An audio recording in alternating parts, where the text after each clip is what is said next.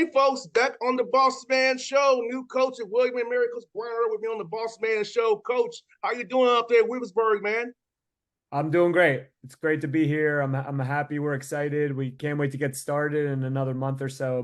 So it's mostly recruiting now, but want to get to the basketball at some point here. I hear that, man. Well, coach, for you, man, how's it been? You know, you've been a head coach before, then you're moving down to the William and Mary after being in Cornell. So talk about that, man. Just moving to a new place, man, with your family. Just what made you decide to make this move at this point in time?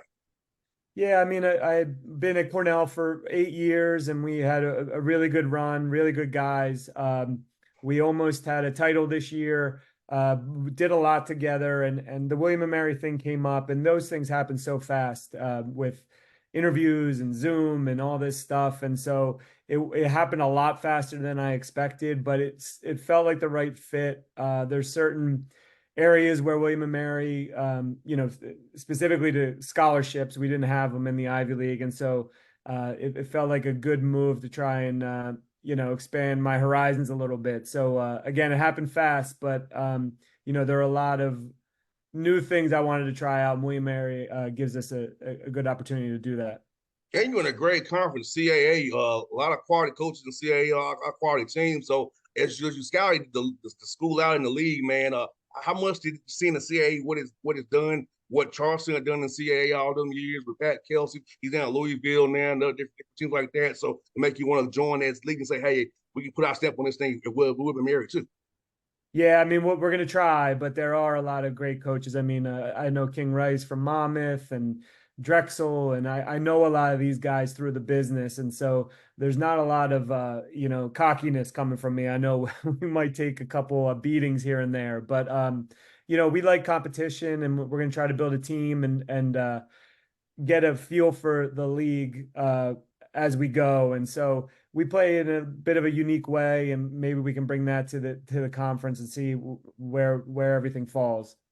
Now, if you had a chance to get on the court with the guys who are returning yet, because I know this is a poor time of year, spring prep, spring ball, then graduation, then you come back for summer school. So get a chance to talk, see some of the guys that are returning on the court a little bit, kind of see what you have in your bag already as you got to do this roster out this summer. Yeah, I mean, we were out there a little bit for 3 weeks or so, a couple hours every couple days to get an idea.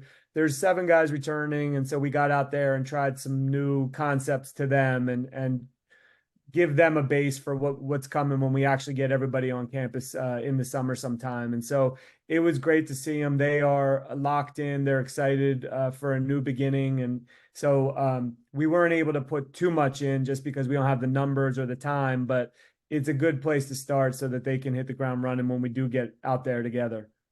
I know it's good from when you and I played. It was October the 15th. Now you can get them in the summertime now for those hours, and then you get Yeah. on the fall before the 15th now. So if it's practice starts, so how cool is it now when you and I played to be able to say, hey, we can actually put something in the summertime and build and not just hope like you know what it works come October. Yeah. Yeah, I mean it's different. It's different. It definitely has a different feel from when we played. We get them in the summer. I know I'd be sick of me if I had to see me as much as they're going to have to see me. So we'll try to let them ease into it. But I think with the new beginning, that it'll be good to get some time in with each other and again hit the ground running. But it's very different than back in the day when for me, they released us, and I was playing in Philly and with guys all over the place in at the Big Five schools and finding playgrounds to play on. And now it's a lot more organized. So we're going to organize it, but we also want them to go out there and when they are home over the month between now and when we bring them back to go enjoy some hoops like we did in the old school. 100%. And you know what, coach, was very important now was that it's building up their bodies with strength and conditioning. So how important this summer is going to be for them to get in the weight room, get stronger, build up their bodies. Because you and I both know college basketball is the longest season in college sports. So to be Right. able to not be in shape from November to March and try not to get hurt. So you got to build up that callus now in the summertime. So how important so we have that strength coaching and you guys kind of map out a plan for these young men to eat healthy, put the right things in their bodies and get stronger at the same time, build up their resistance for his long year coming up. Yeah, I think you got to pace it too. So in the past, sometimes strength and conditioning can get a guy and they just kill him in the middle of July. That's not when you're playing games. You want to win games in January, February. And so we're working together and the community has evolved a lot to sort of understand that you might want to put some muscle on some guys, you might want to trim them down, but we don't want to be in peak, you know, shape and in August. We want to be there in February. And so you don't want to wear them out. And again, like try to fall in love with the game a little bit over the summer because me in February is no picnic. So get ready for winning games when it counts. So this summer we'll be putting a lot of stuff in, trying to ease them back into shape and make sure that we're concentrating on the time when it counts. 100%. And for you, Coach Earl, man, as we go into this new world of NIL and the portal, how's it been trying to find the right fits for this team? Because I know everybody has a story. So how do you go about trying to find a young man that's the right fit to be a part of Women Married Tribe going forward? That's really gonna be about the right things, not trying to have any selfish reasons that will upset the ecosystem of the team that you're trying to build. Yeah, I mean, I think a lot of it is doing what you're doing, asking really good questions. You're trying to find guys who understand the value of a William and Mary education, and so there's a lot of very shiny objects put in front of them with NIL, and you're able to move as soon as you want to.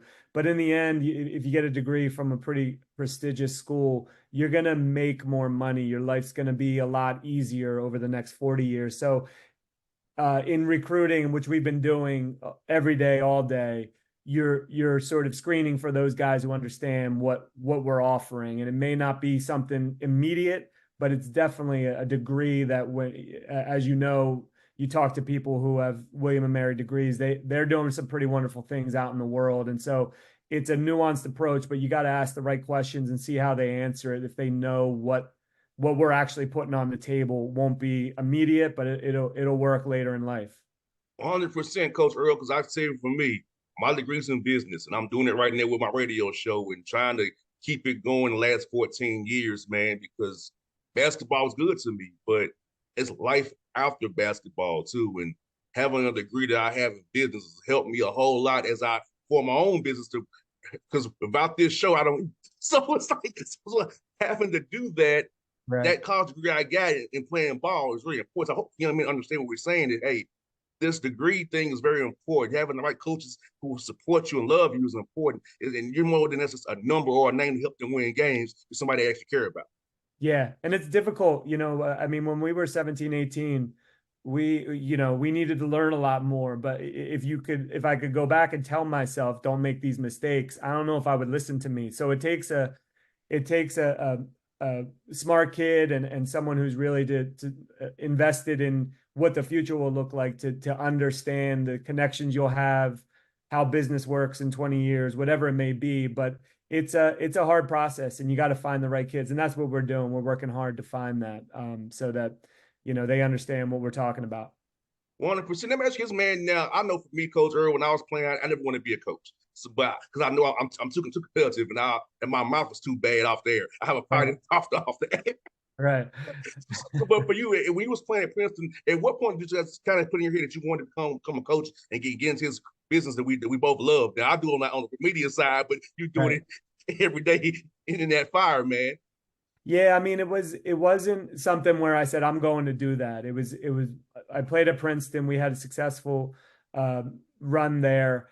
I went overseas and played a little bit of basketball professionally, nothing big time, England, Germany a little bit. And then I actually went into the working world. I was working at a couple finance companies, and one of my teammates went back and got the Princeton job, Sidney Johnson, who was with Georgetown when they were in the Final Four. And he called me up and said, "We need you back here. Get back to the alma mater." The program had fallen on some tough times, and so I don't know if it was a calling, but I had always stayed close to the program, and basketball has been a big part of my life. My father played in college. My brother played before me at Penn State, and so I sort of went back to it, and it's been I guess about 17 years or so that I've been in it, but it was like anything else in life. You sort of evolve into what you become, and that's what it was for me. No doubt, man. You know what? I respect what you all do so much because my dad was a high school coach, so I respect what you do so much. So, because of my dad's stress, and he's always on legal pad, drawing up plays, thinking about things, charting things. I just want to have some peace. I saw my dad tortured. This is high school tortured. So like, Right. just talk about it on the radio. Yeah. Do it every day. But seeing Right. my dad do that, coach, man, it really gave me that perspective. Like, I might not want to do this in my life. Right, right. Yeah, it can be a grind, and you become obsessed with it. But I'm sure you're that way with this profession. There's a love hate with it, but if you really like something and you are good at it, it takes up a lot of your time if you're a hard worker. And so it's that rub where I was working at a company, Sally Mae, and I could take it or leave it, and I could miss a plane, or I like I did a lot of stuff that looking back, I could say I wasn't in love with that. But with coaching, I'm up at night and looking on Twitter and finding a new play to put in, and you take that obsession because you have such a passion for it. Now, coach, let me ask you this, man. Now, when you watch the NBA, can you watch the game as a fan? Because I can't do it. I'm looking at stuff that I know is going on. I'm looking at every guy, all the hard heads and all Right, they right, right. curling. Can you watch it normally? Because I know I can't do it, coach. I try, but I can't. Yeah, I'm not. I'm from the Philly area, and I should love the Sixers, but I do find myself watching the tactics, the strategy that they're doing, how they're trying to stop Jokic, or what this team's doing offensively because these guys are on the court for the other team. So again, it's that thing where it sucks you back into what you're sort of passionate about, and so I try to be present with the family when a game is on. So I walk away from it because same thing. I start drawing up plays in my head, and I got to leave it alone for a minute. Thankfully, when I watch the Braves, I don't have that problem.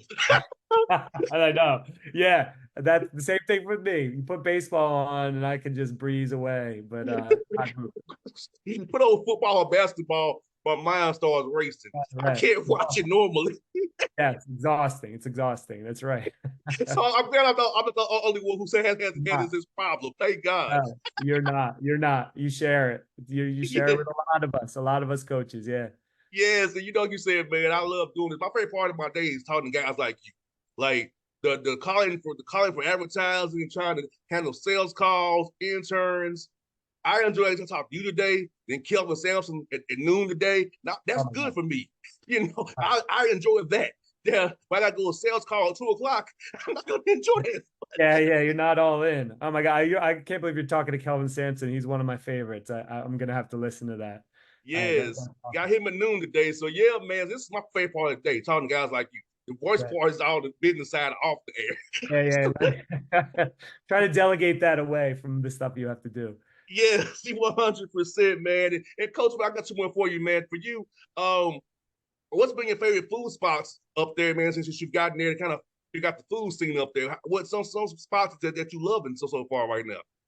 Yeah, I mean, so I've been up there, been here for by myself for a little bit, and so my wife and kids, three boys are in Ithaca, and so I've been going out all over the place, very calmly, but I've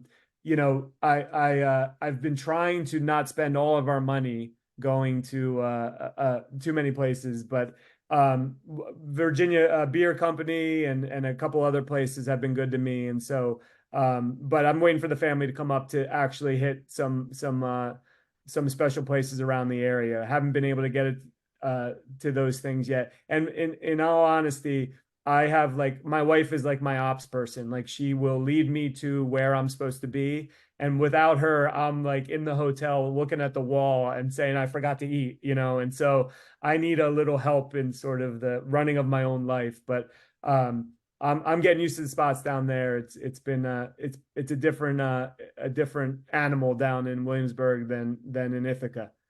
Now, coach, I ask you now. One of my close friends is DeAndre Hunter, a guy from Philly North Philly Right. guy. He won't tell me where to get a good cheesesteak is. I'm gonna ask you. Where's a good cheesesteak place when the Hawks play Philadelphia this season? Where should I go to get me a good Philly cheesesteak? Well, you'll get the usual answer is either Pat's or Geno's. Uh, Okay. and there's like a war. So you know, it depends on who you talk to, but either place you're gonna get a good cheesesteak. But if you run into Philly and you mention the wrong one, you're gonna catch some hell too. So those are the two that are the most famous down in the Philly area. 100%. DeAndre's like, you just gotta figure it out, man. You just gotta figure it out for yourself. Yeah, yeah. Don't make the wrong choice around the wrong people. 100%. But Coach Earl, it's fun to talk to you, man. I hope to see you during the live period. I'll be in Lake Point. I'll be at Rock Hill on the Peach Jam. Hopefully, I'll see you down that way, man. Hope we stay in contact, Coach. Now, I look forward to cheering you on this year, man. Yeah, I appreciate you having me. It's great to be here, and I look forward to maybe doing it again sometime. Oh, you will, Coach. Trust me. You will, buddy. You will.